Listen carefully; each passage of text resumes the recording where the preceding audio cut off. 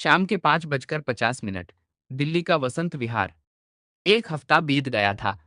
आर्यन ने वो एक हफ्ता बिल्कुल उसी तरह जिया जैसे वो हमेशा जीता था। सुबह उठना, रामदीन की चाय, मेडिकल स्टोर, कॉलेज, शाम को वापस स्टोर, रात को कमरा नंबर 11। यही रूटीन थी, यही रही। लेकिन अंदर कुछ अलग था। हर रात सोने से पहले वो उस चिट्ठी के बारे में सोचता था, पिता के बारे में सोचता था, मल्होत्रा परिवार के उन लोगों के बारे में सोचता था जो मुंबई में थे और जिन्हें उसके बारे में पता था। यह सब सोचते सोचते आंख लग जाती थी। आज वो एक हफ्ता पूरा हुआ था। आज दीनानाथ से बात होगी। आर्यन ने मेडिकल स्टोर से थोड़ी जल्दी छुट्टी ली। रमेश जी ने कुछ नहीं कहा। वो कभी ज्यादा सवाल नहीं करते थे। आर्यन ने बाइक निकाली और वसंत विहार की तरफ चल दिया। बंगले का दरवाजा पहले से खुला था, जैसे दीनानाथ को पता था कि वो आएगा। आर्यन अंदर गया। दीनानाथ उसी दफ्तर वाले कमरे में बैठे थे। मेज पर कुछ फाइलें थीं। एक पुरानी चाय की प्याली थी जो ठंडी हो चुकी थी। दीनानाथ के चेहरे पर आज वो शांति नहीं थी जो पिछली बार थी। कुछ और था, एक हल्की सी बेचैनी जो उनकी उम्र के इंसान के चेहरे पर बहुत कम दिखती है। आर्यन बैठ गया। दोनों के बीच कुछ देर चुप्पी रही। फिर आर्यन ने कहा, बताइए। दीनानाथ ने एक लंबी सांस ली। उन्होंने कहा कि जो वो बताने वाले हैं, वो विश्वनाथ जी को पता नहीं है कि वो बता रहे हैं। यह उनका अपना फैसला है। आर्यन ने सुना और सिर हिलाया। दीनानाथ ने बताना शुरू किया। मल्होत्रा परिवार दिल्ली का नहीं था। असल में वो मूल रूप से राजस्थान के जोधपुर से थे। 3 पीढ़ी पहले विश्वनाथ के दादा ने दिल्ली में जमीन खरीदी थी और यहाँ बिजनेस शुरू किया था। धीरे धीरे एम्पायर बनी। आज मल्होत्रा ग्रुप दिल्ली, मुंबई, पुणे और विश्वनाथ के 2 बेटे थे।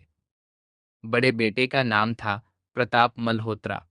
छोटे बेटे का नाम था विजय मल्होत्रा, आर्यन के पिता। दीनानाथ ने कहा कि प्रताप और विजय में जमीन आसमान का फर्क था। प्रताप बड़े थे, महत्वाकांक्षी, कठोर, बिजनेस को सबसे ऊपर रखने वाले। विजय छोटे थे, नरम दिल, सीधे, जो सोचते थे वो कहते थे। विश्वनाथ को अपने बड़े बेटे पर गर्व था, लेकिन वो जानते थे कि प्रताप पर पूरी तरह भरोसा नहीं किया जा सकता। इसीलिए उन्होंने फैसला किया था कि मल्होत्रा ग्रुप का असली वारिस विजय की लाइन से आएगा, यानी आर्यन। लेकिन यह फैसला उन्होंने किसी को नहीं बताया था। प्रताप को नहीं, प्रताप के बेटे देवांश मल्होत्रा को नहीं, किसी को नहीं। बस दीनानाथ को पता था। आर्यन ने यह सुनकर एक पल के लिए आंखें बंद की, फिर खोली। उसने पूछा, देवांश कहाँ है? दीनानाथ ने कहा, मुंबई में, प्रताप के साथ। वो पिछले 5 सालों से मल्होत्रा ग्रुप का मुंबई ऑपरेशन संभाल रहा है। उसे लगता है कि एक दिन पूरा एम्पायर उसका होगा। आर्यन ने पूछा, उसे मेरे बारे में पता है? दीनानाथ ने कहा, हाँ, उसे पता है कि विजय का एक बेटा है, लेकिन उसे नहीं पता कि विश्वनाथ ने वारिस किसे चुना है। आर्यन ने कहा, और प्रताप को? दीनानाथ ने कहा, प्रताप को भी नहीं पता, लेकिन प्रताप बहुत चालाक हैं। वो अंदाजा लगा सकते हैं। आर्यन ने एक पल सोचा, फिर पूछा, पिताजी के बारे में? दीनानाथ का चेहरा बदला। उन्होंने कहा, विजय जी ने 15 साल पहले परिवार छोड़ा था। उस वक्त तुम 3 साल के थे। उन्होंने सविता जी को बताया नहीं था कि वो क्यों जा रहे हैं। आर्यन ने पूछा, आपको पता है क्यों गए? दीनानाथ ने कहा, हाँ। आर्यन ने कहा, बताइए। दीनानाथ ने मेज पर रखी पुरानी चाय की प्याली को एक बार देखा। फिर उन्होंने कहा, विजय जी को पता चल गया था कि प्रताप जी कुछ ऐसा कर रहे हैं जो गलत है। बिजनेस में एक बड़ा फ्रॉड था, जिसमें कुछ बाहरी लोग भी शामिल थे। विजय जी ने इसे रोकना चाहा। उन्होंने विश्वनाथ जी को बताने की कोशिश की, लेकिन विश्वनाथ जी ने नहीं सुना।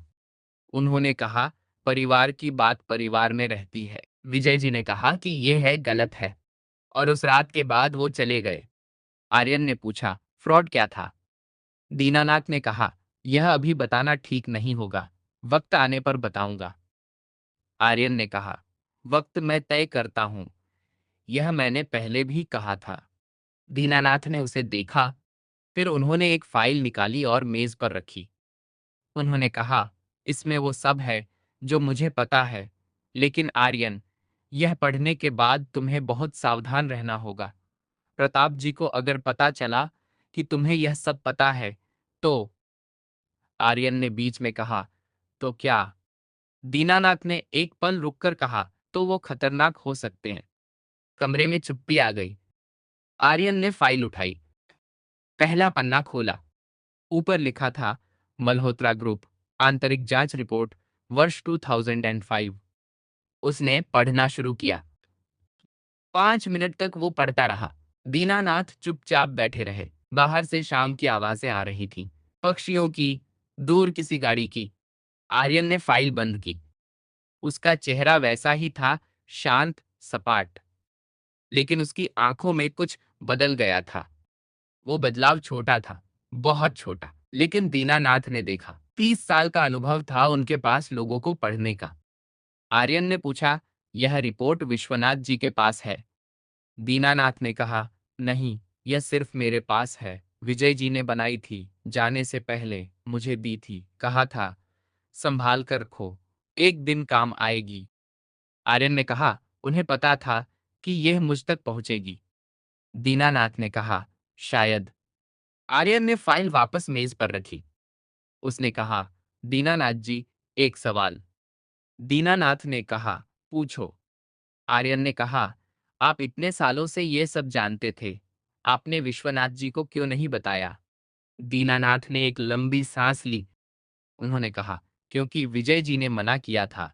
उन्होंने कहा था, दीनानाथ, यह बात तब सामने आएगी जब सही इंसान सही जगह होगा, तब तक चुप रहो। आर्यन ने कहा, और आप मानते रहे? दीनानाथ ने कहा, मैंने विजय जी से वादा किया था। आर्यन ने उन्हें देखा। इन आंखों में, इस पुराने, थके हुए आदमी की आंखों में एक सच्चाई थी जो बिकाऊ नहीं थी। 30 साल की वफादारी थी। आर्यन ने कहा, ठीक है। वो उठा, फाइल उठाई। दीनानाथ ने कहा, आर्यन, एक बात और। आर्यन रुका। दीनानाथ ने कहा, देवांश अगले महीने दिल्ली आ रहा है, किसी बिजनेस मीटिंग के लिए। अगर उसे पता चला कि तुम यहाँ हो, इस बंगले के आसपास हो, तो वो सवाल करेगा। आर्यन ने पूछा, कब आ रहा है? दीनानाथ ने कहा, 15 सितंबर। आर्यन ने सिर हिलाया और बाहर निकल गया। बाइक पर बैठते वक्त उसने फाइल अपने थैले में रखी। रात को घर आकर उसने वो पूरी फाइल पढ़ी, एक एक पन्ना। रात के 2 बज गए। जब उसने आखिरी पन्ना पढ़ा और फाइल बंद की, तो कमरे में सिर्फ पंखे की आवाज थी। घर, घर, घर। उसने फाइल उसी किताब के पीछे रख दी, चाबी और चिट्ठी के साथ। फिर वो लेट गया। आंखें खुली थी। फाइल में जो था उसने एक बात साफ कर दी थी। प्रताप मल्होत्रा सिर्फ एक बिजनेसमैन नहीं था, वो बहुत कुछ और भी था। और देवांश, उसका बेटा, 15 सितंबर को दिल्ली आ रहा था। 22 दिन बाकी थे। आर्यन की आंखें बंद हुई। नींद देर से आई, लेकिन आई। सुबह के 10:15 दिल्ली का, Delhi private college of commerce and science.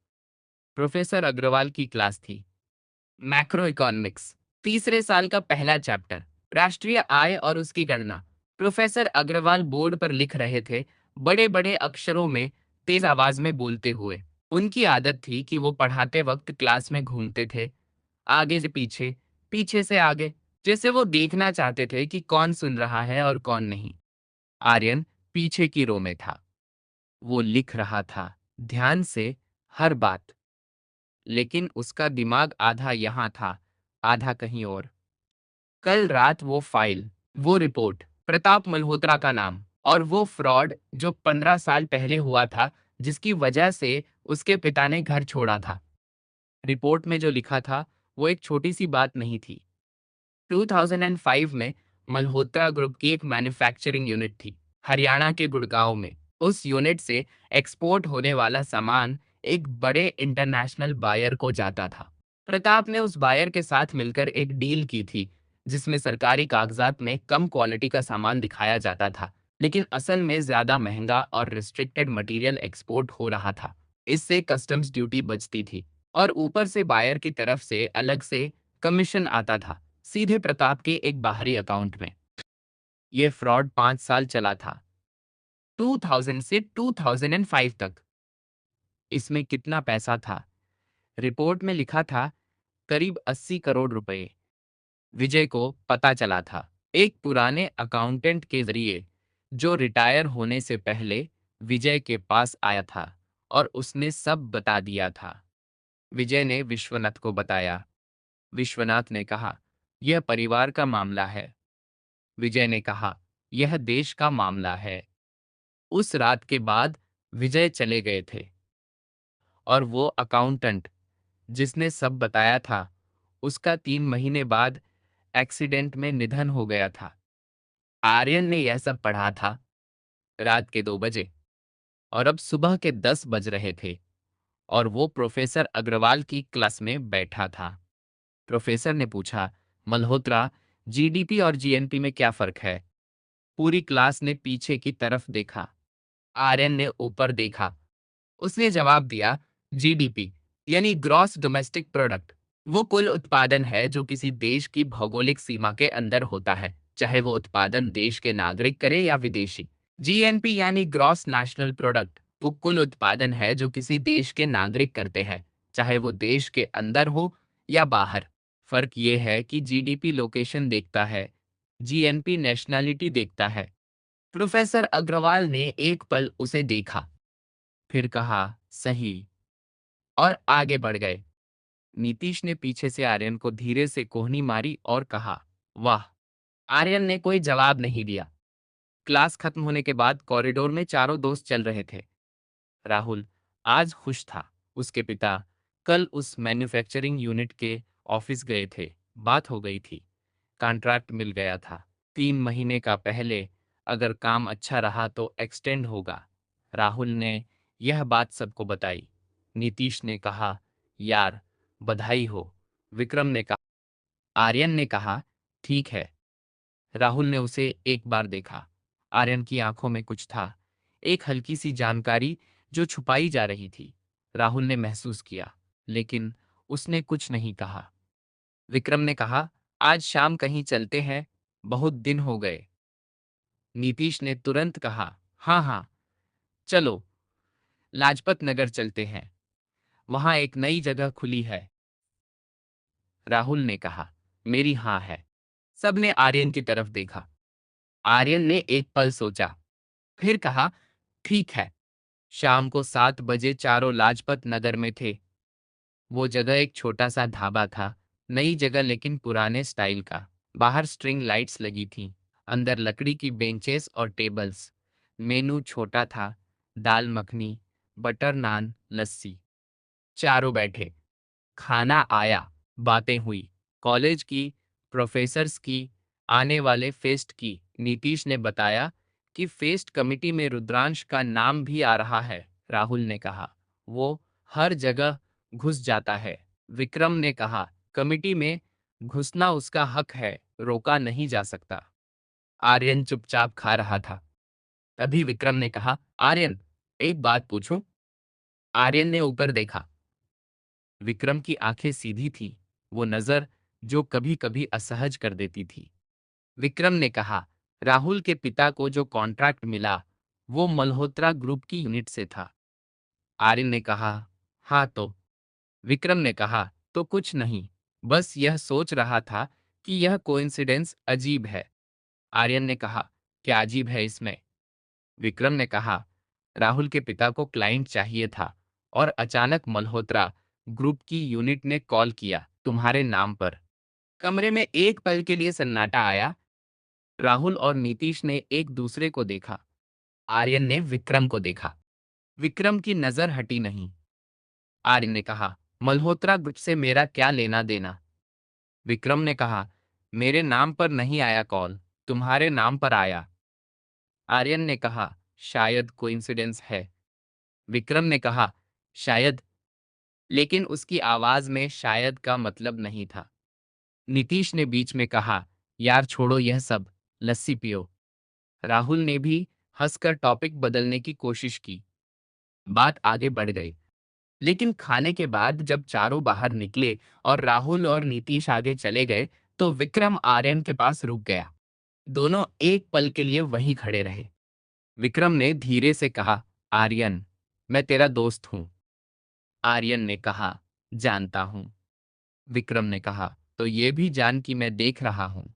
पिछले एक हफ्ते से तू बदला हुआ है। वही कपड़े, वही बाइक, वही रूटीन, लेकिन कुछ अलग है आंखों में। आर्यन ने कहा, नींद कम हो रही है। विक्रम ने कहा, नींद कम होने से आंखें थकती हैं। तेरी आंखें थकी नहीं हैं, तेरी आंखें सोच रही हैं। आर्यन ने उसे देखा। विक्रम ने कहा, जब बताना हो बताना, मैं पूछूंगा नहीं। आर्यन ने एक पल के बाद कहा, ठीक है। विक्रम आगे बढ़ गया। आर्यन वहीं एक पल खड़ा रहा। लाजपत नगर की रात थी, रोशनी थी, भीड़ थी, आवाजें थी, लेकिन आर्यन के दिमाग में उस वक्त सिर्फ एक बात थी। विक्रम बहुत तेज था, बहुत तेज।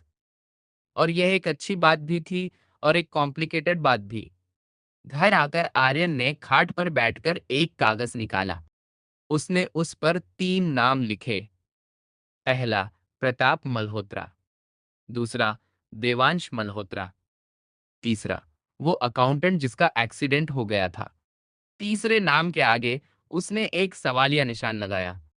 फिर एक चौथा नाम लिखा, विजय मल्होत्रा। इस नाम के आगे उसने कुछ नहीं लिखा, बस एक लंबी लकीर खींची जो पन्ने के किनारे तक गई और वहां रुक गई। जैसे एक सवाल था जिसका जवाब अभी किनारे पर था, पहुंचा नहीं था, लेकिन पहुंचेगा। उसने कागज मोड़ा और किताब के अंदर रख दिया। लेट गया। पंखा घूम रहा था। घर, घर, घर। बाहर लाजपत नगर की रात धीरे धीरे शांत हो रही थी और कमरा नंबर 11 में एक लड़का छत को देख रहा था, जिसके दिमाग में एक पजल था जो धीरे धीरे अपनी शेप ले रहा था। अभी कुछ टुकड़े मिसिंग थे, लेकिन आउटलाइन दिखने लगी थी। कहानी कैसी लगी कमेंट में बताना, और मुझे और कैसी कैसी कहानियाँ बनानी चाहिए ये भी कमेंट में ज़रूर बताना। कहानी को सुनने के लिए धन्यवाद, और ऐसी ही कहानियाँ सुनने के लिए हमारे चैनल को सब्सक्राइब करना ना भूलें।